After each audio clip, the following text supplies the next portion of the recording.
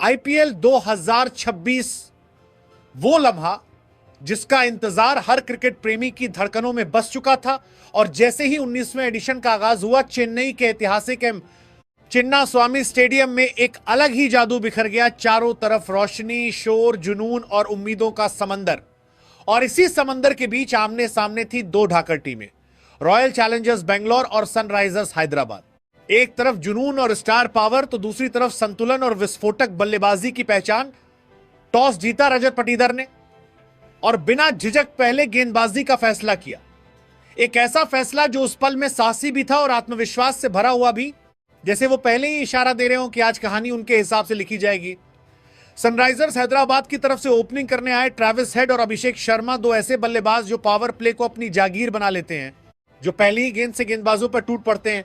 लेकिन इस बार मैदान पर कुछ और ही लिखा हुआ था, क्योंकि आरसीबी की तरफ से नई गेंद संभाली जेकब डफी ने और उनकी गेंदबाजी में ऐसी धार थी, ऐसी मूवमेंट थी कि हर गेंद एक सवाल बनकर बल्लेबाजों के सामने खड़ी हो रही थी। ट्रेविस हेड जो आमतौर पर गेंदबाजों पर हावी रहते हैं, यहां सिर्फ 9 गेंदों पर 11 रन बनाकर चलते बने। उनकी बेचैनी साफ झलक रही थी। वहीं अभिषेक शर्मा भी 8 गेंदों पर 7 रन ही जोड़ सके। दोनों बड़े नाम, लेकिन इस बड़े मंच पर शुरुआत में ही खामोश हो गए। और जैसे ही ये दोनों विकेट गिरे, पूरे स्टेडियम में एक अजीब सी सरगोशी फैल गई, जैसे हवा भी पूछ रही हो क्या आज कुछ अलग होने वाला है। अब सारी जिम्मेदारी आ गई कप्तान ईशान किशन और नीतीश कुमार रेड्डी के कंधों पर। लेकिन दबाव इतना गहरा था कि नीतीश कुमार रेड्डी भी सिर्फ 6 गेंदों पर 1 रन बनाकर डफी का शिकार बन गए। और यहीं से मैच का रुख पूरी तरह आरसीबी की तरफ झुकता हुआ नजर आने लगा। सनराइजर्स हैदराबाद, जो अपनी आक्रामक शुरुआत के लिए जानी जाती है, अब संघर्ष करती हुई दिख रही थी, हर रन के लिए जूझती हुई, हर गेंद पर सोचती हुई। अब निगाहें टिक गईं हाइनरिच क्लासन पर, एक ऐसा बल्लेबाज जो अकेले मैच का नक्शा बदल सकता है। और दूसरी तरफ कप्तान ईशान किशन, जिनसे उम्मीद थी कि वो इस डगमगाती हुई पारी को संभालेंगे। अगर पावर प्ले की बात करें तो आरसीबी की गेंदबाजी ने जैसे आग उगली। जैकब डफी ने अपने 4 ओवर्स में सिर्फ 22 रन देकर 3 बड़े विकेट झटके। एक ऐसी स्पेल जिसने मैच की बुनियाद ही हिला दी।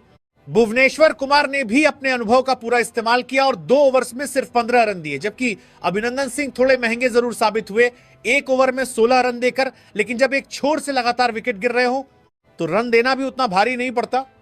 और यूं पावर प्ले का यह दौर एक खूबसूरत, रोमांचक और थोड़ा सा क्रूर अध्याय बन गया, जहां एक टीम ने अपने इरादों से खेल को अपने कब्जे में लिया और दूसरी टीम अपने ही अंदाजे से दूर जाती हुई नजर आई। लेकिन कहानी अभी बाकी थी, क्योंकि टीवीएस क्रिकेट में एक साझेदारी, एक ओवर या एक खिलाड़ी सब कुछ बदल सकता है।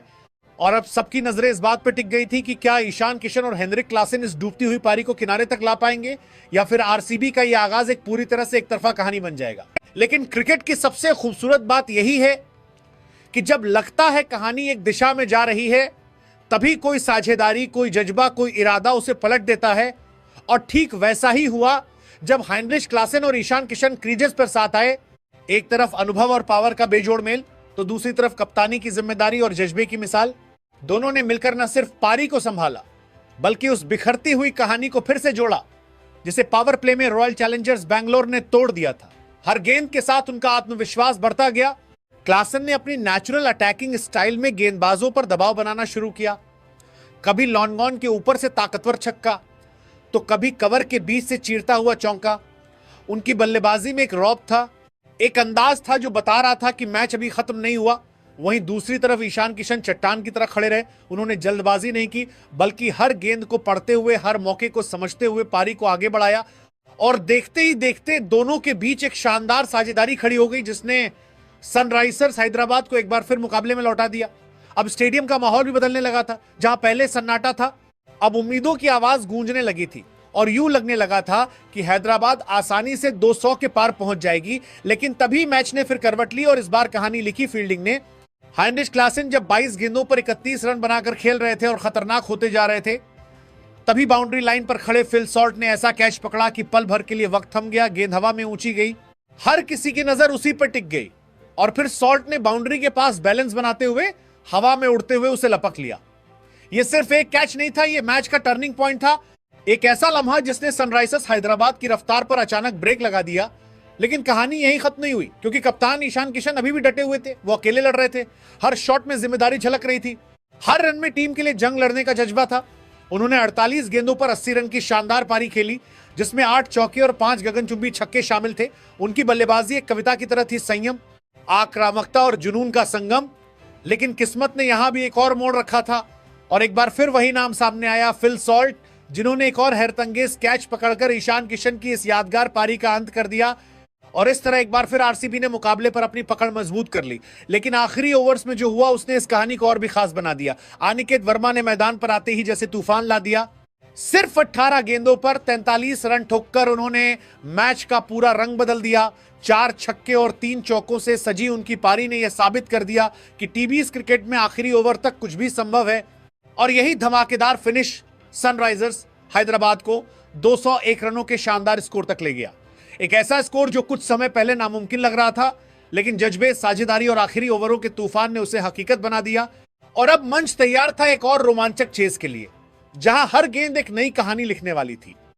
201 रनों के बड़े लक्ष्य का पीछा करने उतरी रॉयल चैलेंजर्स बैंगलोर की शुरुआत जितनी दबाव भरी थी उतनी ही जोशीली भी, क्योंकि जैसे ही विराट कोहली मैदान में उतरे, चिन्नास्वामी स्टेडियम का माहौल पूरी तरह बदल गया।